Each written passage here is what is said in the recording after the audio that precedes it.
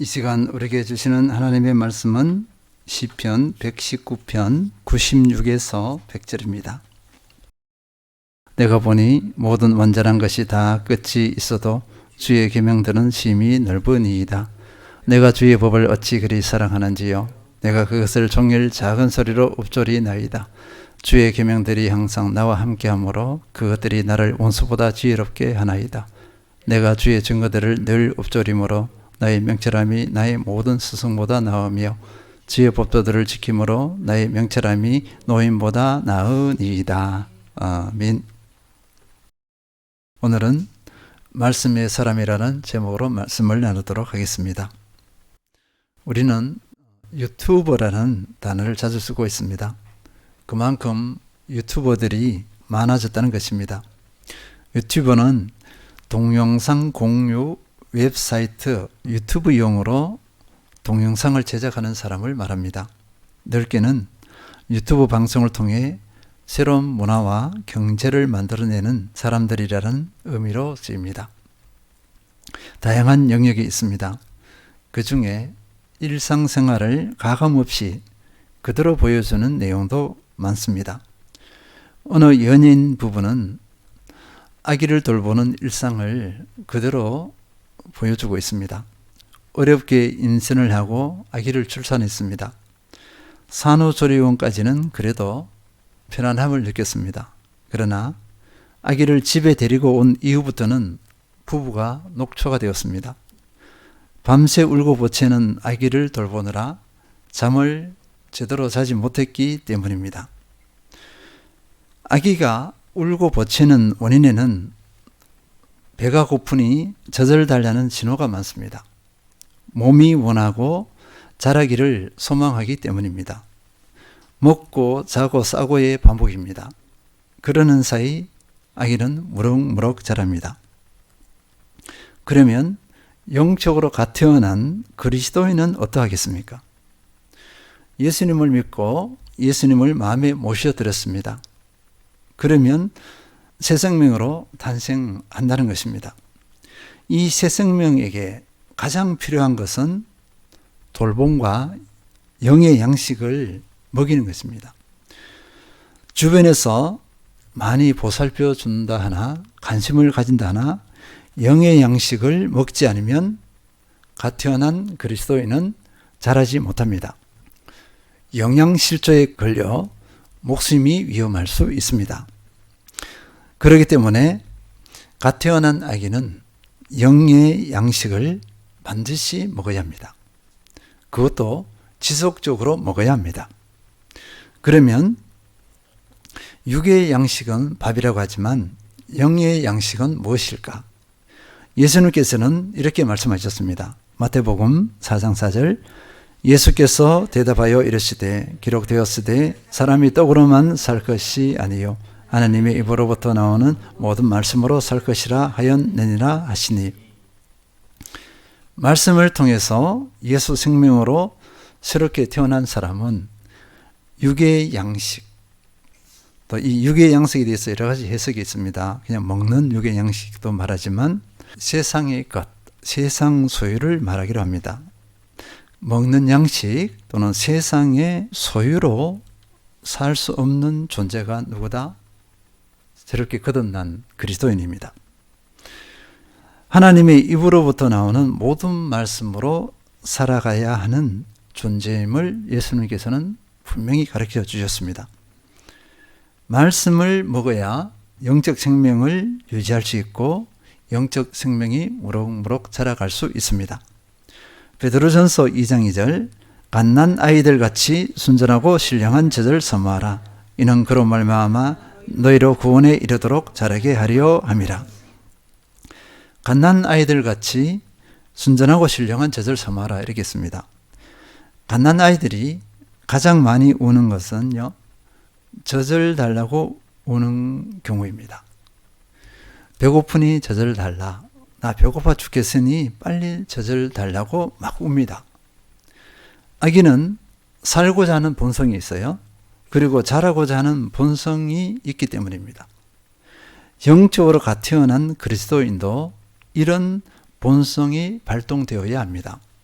영적으로 자라고자 하는 본능, 영적으로 살고자 하는 본능이 있어야 한다는 것입니다.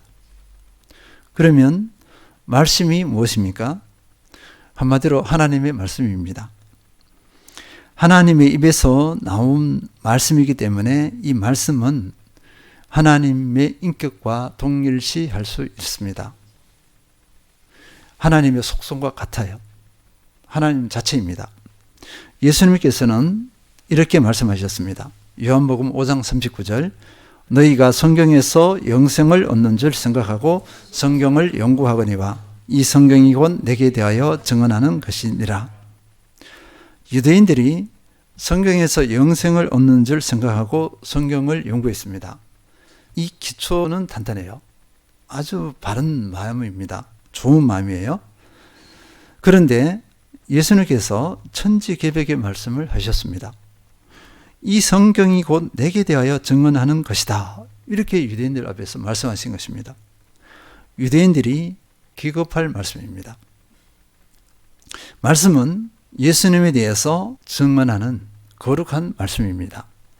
우리가 구약은 오실 예수님, 신약은 오신 예수님의 말씀이라고 알고 있습니다. 우리는 그걸 받아들입니다. 맞습니다. 그대로 받아들이면 되겠습니다. 그러면 이 말씀이 어떤 말씀입니까? 말씀이 어떤 특징을 가지고 있습니까? 야고보서 1장 18절, 그가 그 피조물 중에 우리로 한 천 열매가 되게 하시려고 자기의 뜻을 따라 진리의 말씀으로 우리를 낳으셨느니라. 하나님의 말씀은 진리의 말씀이다. 이렇게 분명히 밝히고 있습니다. 진리의 특성은요, 변하지 않는 것입니다. 선한 것이고 옳은 것입니다. 선하고 옳은 것인데 영원히 변하지 않아. 마태복음 24장 35절, 천지는 없어질지언정 내 말은 없어지지 아니하리라. 하나님의 말씀이기 때문에 말씀은 영원히 하나님과 함께 갑니다. 천지는 없어질 수 있어요. 새하늘 새 땅이 되면 이 지구가 완전히 싹 사라질 수도 있어요. 우주가 다 사라질 수도 있어요. 새롭게 재편됩니다. 그럼에도 하나님의 말씀은 똑같이 여전히 그대로 있습니다. 변하지 않습니다. 1.1획도 변하지 않습니다. 그래서 하나님의 말씀은 진리입니다. 그리고 이 말씀으로 우리를 거듭나게 했습니다. 우리를 탄생하게 했다는 것입니다. 자기의 뜻을 따라 진리의 말씀으로 우리를 낳으셨느니라. 우리로 새 생명을 얻게 하셨다는 것입니다. 이 새 생명은 예수 생명입니다. 예수 생명이 내 안에 들어와서 나는 예수 생명이 있는 존재입니다. 말씀은 이런 특징이 있습니다. 그리고 말씀은 한계가 없습니다. 시편 119편 96절, 내가 보니 모든 완전한 것이 다 끝이 있어도 주의 계명들은 심히 넓으니이다. 모든 완전한 것이 다 끝이 있다고 했습니다. 이 끝이라는 것은 한계성이 있다는 거예요. 우리 이 땅에서 옳다는 것, 선하다는 것, 완전하다는 것 다 한계성이 있어요. 그런데 하나님의 말씀은 한계가 없습니다. 심히 넓다는 것은 한계가 없다는 것을 의미합니다. 전지전능하신 하나님의 말씀이에요. 말씀도 하나님의 전지전능, 그 선하심, 그 사랑 안에 딱 포함됩니다. 그 속성을 다 가지고 있어요. 그렇기 때문에 말씀은 깊이와 넓이를 우리가 다 잴 수 있다 없다? 없습니다. 우리가 이해하는 말씀은 어느 정도일까요? 나는 말씀을 많이 읽고 공부하고 연구하고 다 했어. 묵상하고 했어. 내가 섭취한 그 말씀, 자부하는 그 말씀의 그 깊이와 넓이는요, 요만치도 안 될 수가 있습니다. 하나님의 말씀에, 하나님의 속성의 깊이와 넓이는 사람이 잴 수가 없고 다 깨달을 수가 없습니다. 우리가 깨닫는 것은 어디까지인지 아세요? 성령께서 깨닫게 해주신 만큼만. 내 힘으로 연구했던 거, 그거 깨달음이 아니에요. 아무리 이렇게 연구해 보세요. 단순 지식에 불과합니다. 그리고 그 지식도 온전한 지식이 아니에요. 아주 부족하기 짝이 없는 그런 지식에 불과합니다. 근데 성령께서 깨닫게 해주시면 온전한 알미 돼요. 우리는 성령님의 은혜를 늘 구해야 합니다. 그리고 말씀의 깊이와 넓이를 더해 가야 합니다. 이때 기쁨이 있어요. 참으로 놀라운 기쁨, 세상이 줄 수 없는 기쁨이 있습니다. 그리고 말씀은 우리를 영적으로 자라게 합니다. 베드로전서 2장 2절 갓난 아이들 같이 순전하고 신령한 젖을 사모하라. 이는 그로 말미암아 너희로 구원에 이르도록 자라게 하려 함이라. 말씀을 사모해서 섭취했습니다. 섭취하게 되면 구원에 이르도록 자라게 한다 이렇게 말씀하고 있습니다. 여기서 구원에 이르도록 자란다는 것은요, 성화를 의미합니다. 거룩하게 변화되는 것을 의미하는데 이 거룩하게 변화되는 내용이 뭘까요? 핵심은 예수 그리스도를 닮아감입니다. 예수 그리스도의 거룩한 속성을 닮아가게 된다는 것입니다. 말씀이 없으면 이 닮아감이 있다 없다? 없어요. 우리는 말씀을 때로는 가벼이 여기는 경우가 많아요. 이게 말씀을 섭취하지 않으면 예수님을 닮아갈 수 없습니다. 기도만으로는 안 됩니다. 다음 주에 기도에 대해서 나눌 텐데 말씀과 기도가 어우러져야 돼요. 그래야 예수님을 닮아갑니다. 말씀을 섭취해야 그 말씀이 우리를 거룩하게 자라게 한다. 말씀이 없으면 자라지 못한다. 항상 이 원리를 마음에 새겨야 합니다. 말씀에 대한 부담감을 느껴야 돼요. 아, 오늘 말씀 못 봤는데 막 부담감을 느끼게 됩니다. 이 부담감이 없으면 어떻게 되죠? 말씀 없이도 매일매일 살아가요. 아사 상태거든요. 이제 죽음 직전인데도 둔감하면 말씀에 대한 욕구가 섭취 의욕이 없습니다. 그래서 우리 민감해야 합니다. 배고픈 상태에 대해서 민감하면 말씀을 찾아요.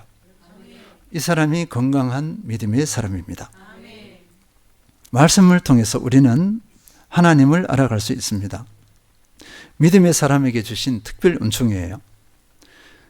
말씀이 아니고서는 명확하게 하나님을 알아갈 수가 없습니다.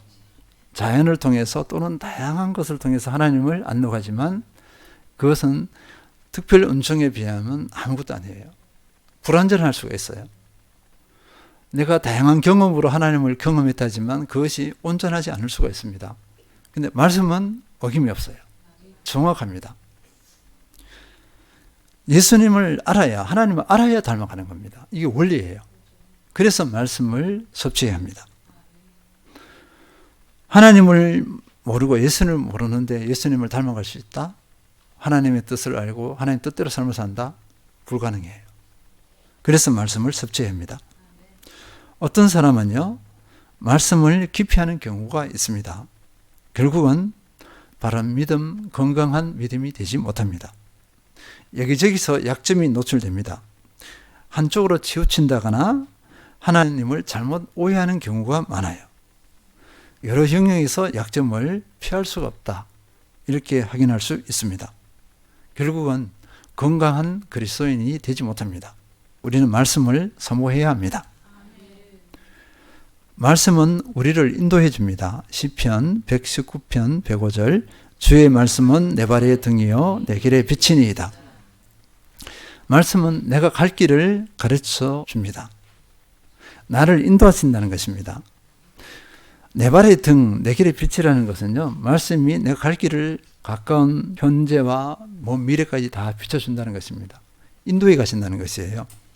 그런데 이것을 이것저것 해라, 집을 사라, 사지 마라, 이렇게 오해하면 안 됩니다. 말씀에서 집을 사라 말라 이런 말씀이 없습니다. 그런데 하나님께서는 원칙을 가르쳐 주셨어요. 하나님을 의지하고 하나님께 기도하고 맡기고 그리고 마음에 주신 대로 선택하고 결정하면 그것이 하나님 뜻이다. 이렇게 하면 됩니다. 말씀에 집 사라는 게 없네. 이렇게 하면서 엉뚱한 데 막 구하는 경우가 있어요. 그러면 결국 어둠이 가만히 있잖아요. 바로 치고 들어와서 그 사람을 확 사로잡아 버립니다. 어둠으로 끌고 가버린다는 것입니다. 그리고 말씀은 지혜롭게 합니다. 오늘 본문 말씀 시편 119편 98절에서 100절 주의 계명들이 항상 나와 함께하므로 그것들이 나를 원수보다 지혜롭게 하나이다. 내가 주의 증거들을 늘 읊조림으로 나의 명철함이 나의 모든 스승보다 나으며 주의 법도들을 지킴으로 나의 명철함이 노인보다 나으니이다. 말씀의 사람은 어린아이라도 어른보다 지혜롭습니다. 그런데 말씀이 없는 노인은요, 우둔해요. 세상 삶의 원리는 잘 간파해요. 근데 하나님의 뜻은 분별 못해요. 하나님 앞에서는 어리석은 존재가 됩니다. 내가 말씀의 사람인가 아닌가를 꼭 살펴봐야 돼요. 내가 말씀의 사람이 되어야 참지혜를 얻습니다. 하나님께서 주시는 참지혜의 사람이 될 수 있어요. 우리가 다니엘과 세 친구들 봅니다. 다니엘과 세 친구들은요, 비록 청소년 14~15살 됐는데 어른보다 능가합니다. 왜 그럴까요? 말씀으로 하나님과 교제를 했기 때문에 그렇습니다. 이들은요, 하나님의 존재를 믿어요. 말씀 안에서 밝혀낸 하나님을 온전히 믿어요. 그러니까 하나님과 함께 할 수밖에 없고 하나님과 동행할 수밖에 없었습니다. 하나님 뜻이 아닌데 그들이 타협할 수가 없는 거예요. 목숨을 걸고 타협하지 않고 믿음을 지킵니다. 이게 지혜예요. 이게 지혜. 수많은 사람들이 어떻게 했습니까? 다 타협해 버렸어요. 그건 지혜가 아니에요. 어리석음입니다. 그래서 말씀은 우리를 지혜롭게 합니다. 말씀은 영적 전쟁의 무기입니다. 영적 전쟁에서 이기게 합니다.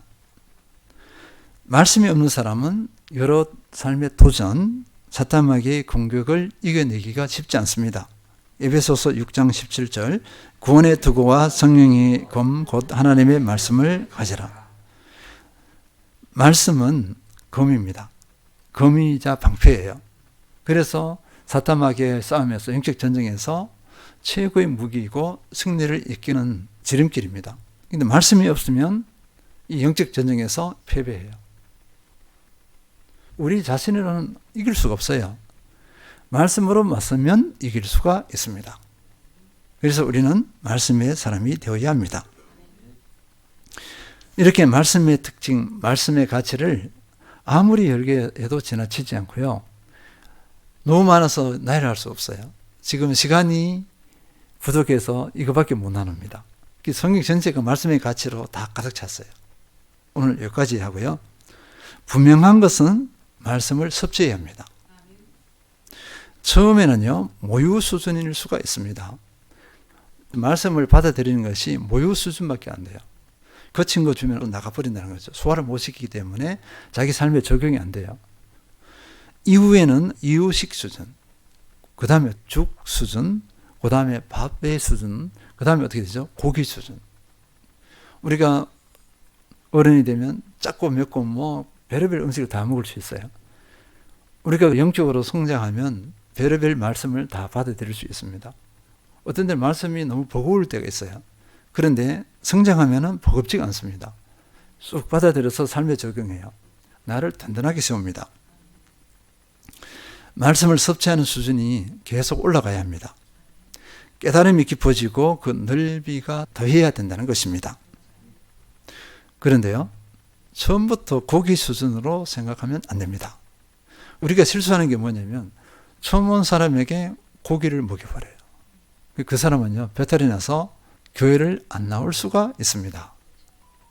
처음 오는 사람에게 고기 수준을 요구하면 안 됩니다.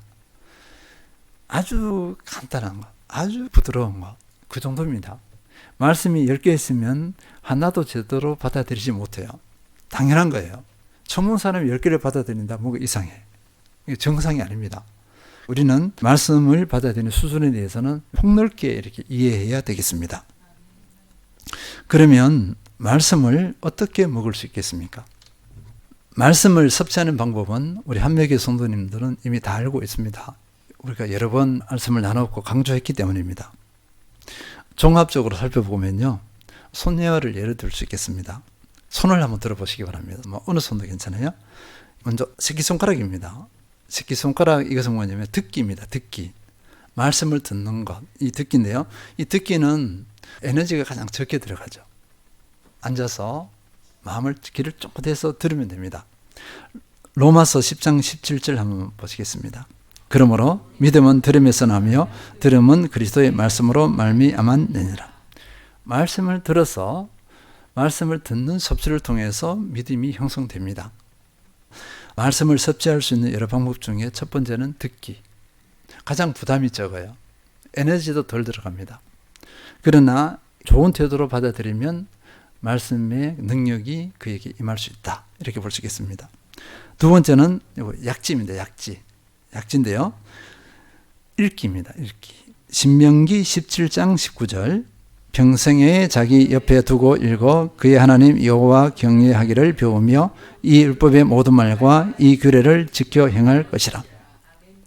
왕에 대해서 얘기했지만 마찬가지예요. 우리 모든 그리스도인이 읽기를 통해서 하나님의 경외를 배우고 읽은 내용에 대해서 순종해 나가면 나는 무럭무럭 자랍니다. 건강한 그리스도인이 됩니다.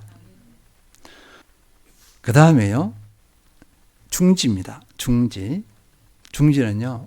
공부하는 것, 연구하는 것입니다.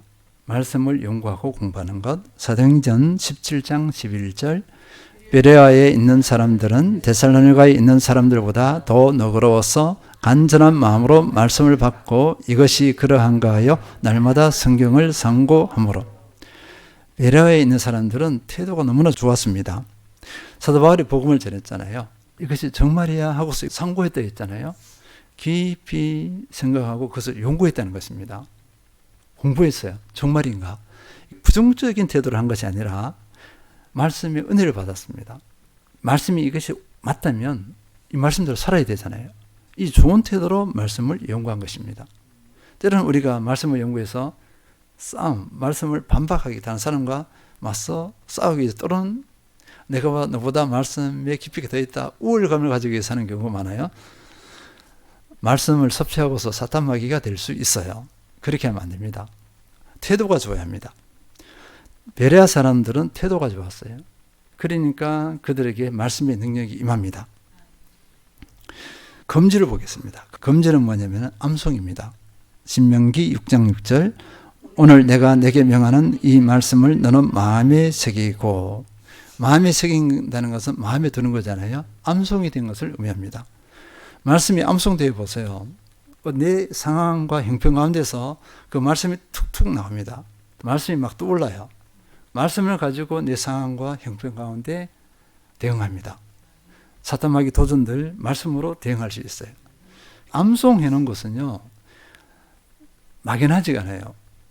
바로 꺼내서 사용할 수 있습니다. 그 어디 있었더라, 말씀이 어디 있었더라 아니에요. 어디 구절 바로 탁 나와서 나를 지키고 보호해 줍니다. 암송에 우리가 승리해야 합니다. 우리 연세가 드셔도 암송을 하시기 바랍니다. 안 외워서도 상관없어요. 안 외워서도 암송하는 그 과정 가운데서 말씀이 계속 속에 축적됩니다. 정확하게 안 외워질 수 있어요. 연세가 드시면 돌아서면 까먹잖아요. 그래도 다시 암송해 보시기 바랍니다. 치매도 예방됩니다. 마지막이에요. 엄지입니다. 엄지. 엄지는요, 묵상입니다. 묵상. 시편 1편 1, 2절 복 있는 사람은 악인들의 꾀를 따르지 아니하며 죄인들의 길에 서지 아니하며 오만한 자들의 자리에 앉지 아니하고 오직 여호와의 율법을 즐거워하여 그의 율법을 주하로 묵상하는도다. 말씀 섭취에서 중요한 것이 뭐냐면요, 이 묵상입니다. 묵상이 안 된 말씀은 듣기, 읽기, 공부, 암송이 묵상이 안 됐어요. 그러면 듣기, 읽기, 공부, 암송한 것이 후루룩 다 떨어져 버립니다. 열매를 맺지 못해요. 묵상이 되어져야 내 삶으로 그대로 이어집니다. 묵상이 안 된 말씀은 돌아서면 다 날아가 버려요. 삶으로까지 갈 힘이 없습니다. 그래서 묵상이 중요한 키라고 볼 수 있겠습니다. 말씀 섭취에서 중요한 것은 이 네 가지도 중요하지만 묵상이 근본적으로 돼야 된다. 묵상이 된 듣기, 묵상이 된 읽기, 묵상이 된 공부, 묵상이 된 암송이 되어져야 합니다. 그 다음에 또 중요한 것은요, 균형입니다. 듣기, 읽기, 공부, 암송, 이 묵상 부분이 균형을 이뤄야 돼요. 어느 하나는 듣기만 확 하고 다른 걸 안 해요. 그러면 다른 영역의 은혜를 누리지 못해요. 듣기, 읽기, 공부, 암송, 이 묵상이 균형적으로 형성되면 그 말씀이 그 사람에게 온전히 작용합니다. 건강한 믿음을 형성할 수 있습니다. 그러면 우리가 이렇게 말씀 생활을 한다고 해서 말씀의 사람이 되는가? 그럴까요? 그러하지 않습니다. 우리는 알아요. 이제는 그게 다가 아니라는 것을 알고 있습니다. 일반적으로 많은 분들이 쏟고 있는 것이 있어요. 말씀을 섭취한 것 자체, 내가 몇 회독 했다, 암송 몇 구절 했다, 내가 공부를 얼마나 하는지 아느냐, 나는 듣기를 어떻게 하는지 아느냐, 이것을 가지고서 말씀의 정도를 표현하는 경우가 많습니다. 그러니까 나는 말씀의 사람이다 이렇게 해요. 그런데 이 말씀의 섭취는요, 말씀의 사람이 되기 위한 과정에 불과해요.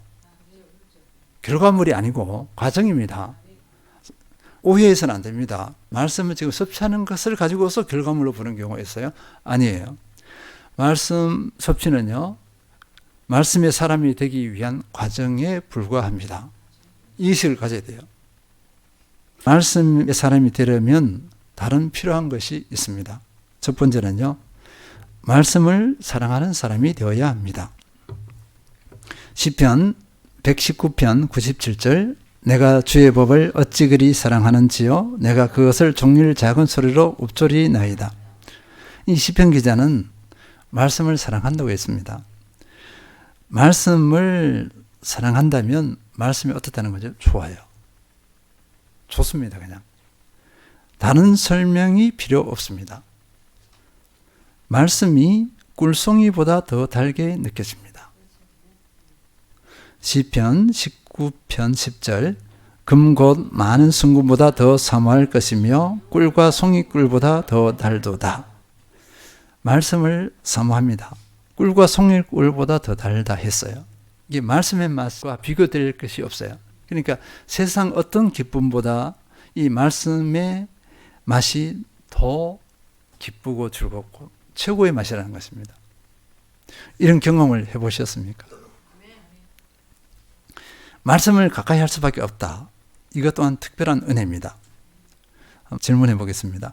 혹 말씀을 읽으면서 감동해서 울어보신 경험이 있으신지요? 말씀을 읽다가 막 눈물이 막 흘려요. 펑펑 울어요. 이런 경험이 많으면 많을수록 좋습니다. 왜 그럴까요? 말씀 속으로 내가 들어간 거예요. 말씀 속으로 내가 들어갔기 때문에 그 인물이 되어서 눈물을 흘리는 겁니다. 감격해서 흘리는 눈물이라 볼 수 있겠습니다. 내가 그 말씀 속에 주인공이 된 거예요. 우리는 이런 은혜를 누려야 되겠습니다. 시편 기자는 이렇게 고백했습니다. 시편 119편 147에서 148, 내가 날이 밝기 전에 부르짖으며 주의 말씀을 바라싸우며 주의 말씀을 조용히 읊조리려고 내가 새벽녘에 눈을 떴나이다. 주의 말씀을 섭취하기 위해서 새벽녘 또는 새벽날이 밝기 전에 일찍 일어나서 말씀을 섭취했다는 것입니다. 말씀을 묵상했어요. 말씀을 사랑하게 되면 이렇게 됩니다. 저도 예전에 이런 경험이 있었어요. 말씀이 너무 좋았어요. 매일 하루 한 장씩 연구하고 그것을 정리하고 시간이 가는데 생각하는 줄 몰랐어요.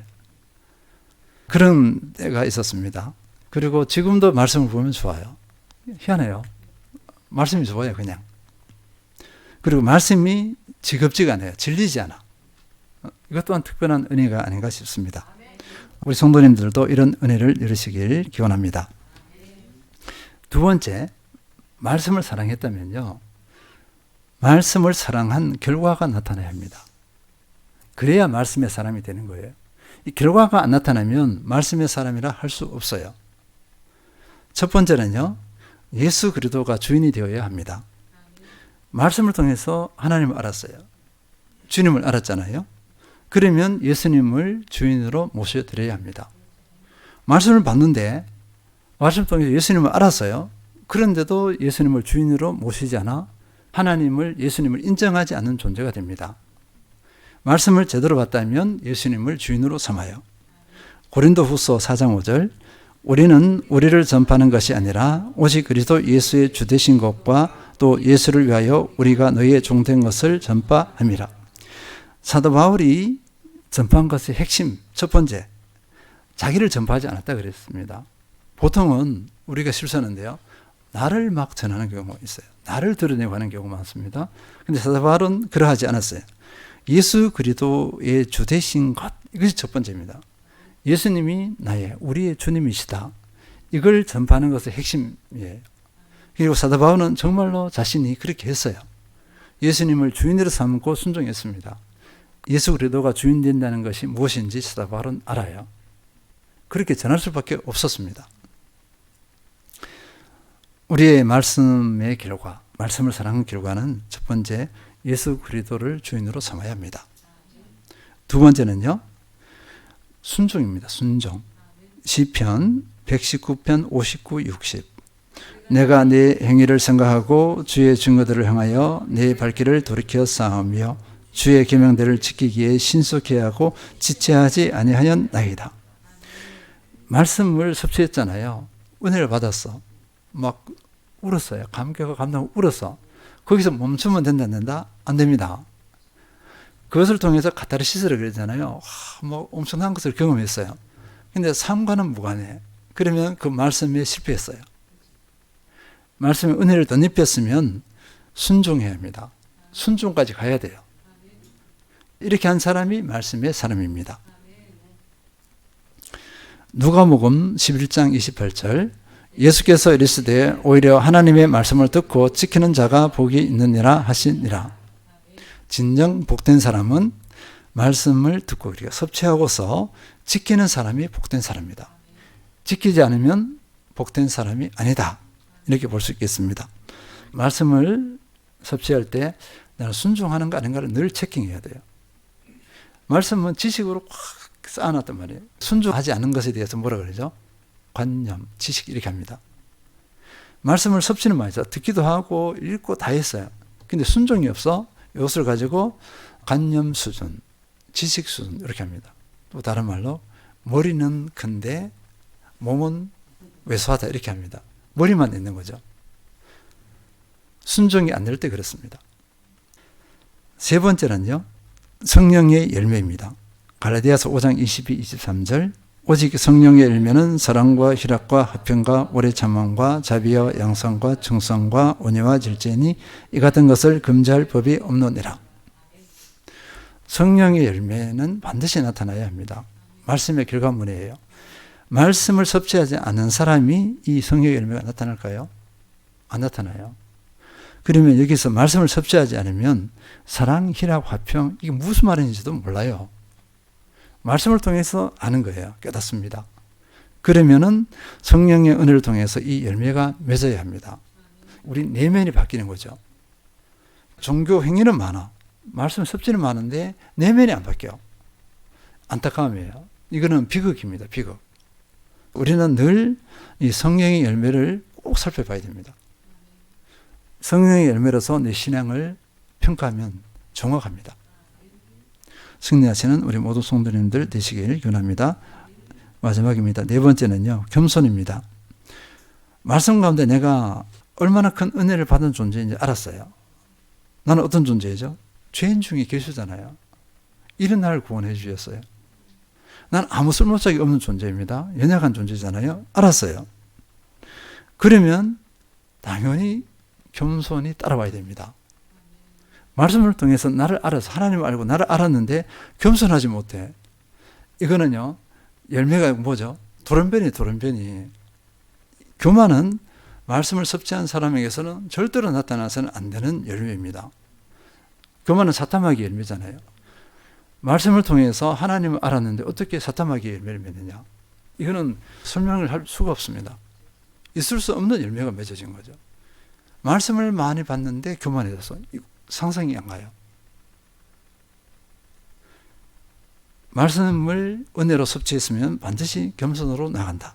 빌립보서 2장 3절 아무 일에든지 다툼이나 허용으로 하지 말고 오직 겸손한 마음으로 각각 자기보다 남을 낮게 여기고 이런 태도를 건강하게 형성할 수밖에 없습니다.